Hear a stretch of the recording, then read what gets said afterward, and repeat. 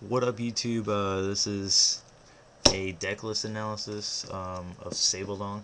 I just showed you how it just raped 3 SP Pokemon. And we'll start off with the energy. It's a really hard energy count. It's pretty difficult to know what kind of energy you should run, how many of the energy you should run. Some people run like 12, 13 energy in SABLEDONK. Then you find people running 1. I think the most consistent is 2. And if you guys didn't realize, that was lots of sarcasm in there. I was originally running 1 until 5 out of my 10 games I would have a dark energy prized. So I upped it to 2. And it's like once in a blue moon you have 2 in the prizes, and as you can see, I started off with 2 in the prizes in that run through. Pokemon line, 4 Sableye, definitely a must. I think you should run 4 Sableye. 1 Unknown Dark, just in case you have to collector to get the Unknown Dark, Crobat, and so on and so forth. 1 Unknown Q. Just to free retreat say you have a stuck Uxie or Unknown R active to bring up your Sableye. I run 3 Uxie because you never want to have 4 on the bench, and 3 I find is most consistent. 4 Unknown R, just to get that extra card when you retire. It's really useful. And then 3 Crobat.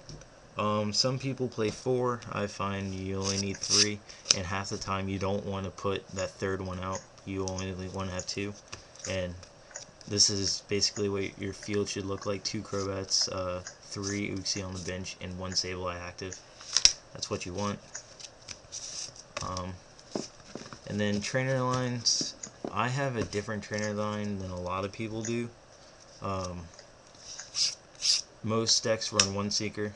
I have 1 Seeker in here. 4 Collector. Some don't even play Collector. I play Collector for trainer lock. So say they start Spiritom's the only thing active, and you have Sableye active. Just Collector for Unknown Dark and Crobat, and you win. Then I have 1 Expert Belt, because you only need that 1 Expert Belt. You don't need 2 or anything like that. 1 Alphlitho. It's to look at your prizes, because say you have both of your dark energies prized, you need to know your prizes. It's necessary before you take a prize. 2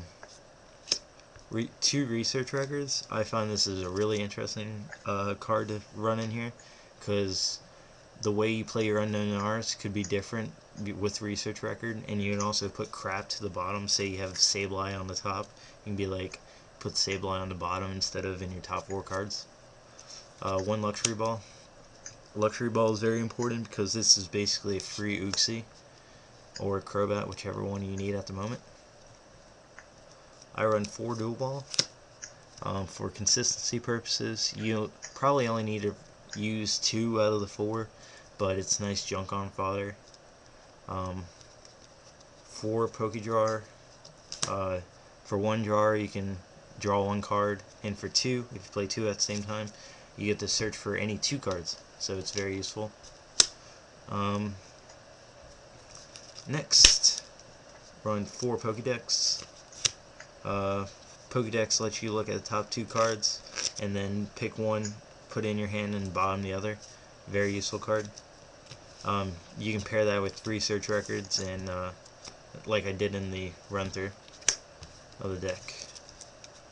4 Super Scoop Up. If you flip heads, you can pick up any 1 Pokemon you want, and it's very useful if you need either Crobats or Uxies. 4 Poketurn. Probably the most important trainer in this deck, because these are a reliable damage output trainer. Late game, you always want to junk arm these, because they put the damage you need onto the active, so you can donk.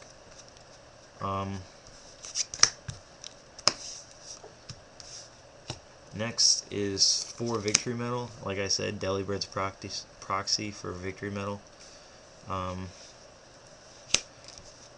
Basically, either you flip 2 heads if you get 1 head, or flip 2 coins if you get 1 head, you draw a card. Flip 2, you get to search for any 1 card, and then the playthrough of the deck, I basically had nothing in my hand, but I was able to get double heads on Victory Medal and search out that Uxie. 4 Blower. Blower, you never want to use 2 at the same time. You always either just actually, Blower could be useful if playing 2 at the same time. Say they start like a high HP Pokemon and a low HP Pokemon on the bench. You can Blower the low HP, bring it active, and Seeker the high HP Pokemon up. That way it's easier to donk. But mainly you flip coin if heads, you can put 1 damage counter on any Pokemon on your opponent's side. That's what that's mainly for. And then 4 Junk Arm. Junk Arm lets you reuse any of these trainers you just played. Like Junk Arm Poke Turns or Junk Arm Scoop Ups, whatever. So yeah, that's the deck. It's really consistent and grossly good, but it crumbles to Trainer Lock. As you can tell, it runs almost more than half its deck trainers. So I highly recommend this deck for Battle Roads, because if you do play it at Battle Roads and a lot of other people are playing it, TCPI will probably change the rules for Nationals and Worlds and make it HCSS on, which is good for our format with the black and white rules. But yeah, I recommend everyone play this deck at Battle Roads just to show the Pokemon Trading Card Company how bad the format will be with this deck in format.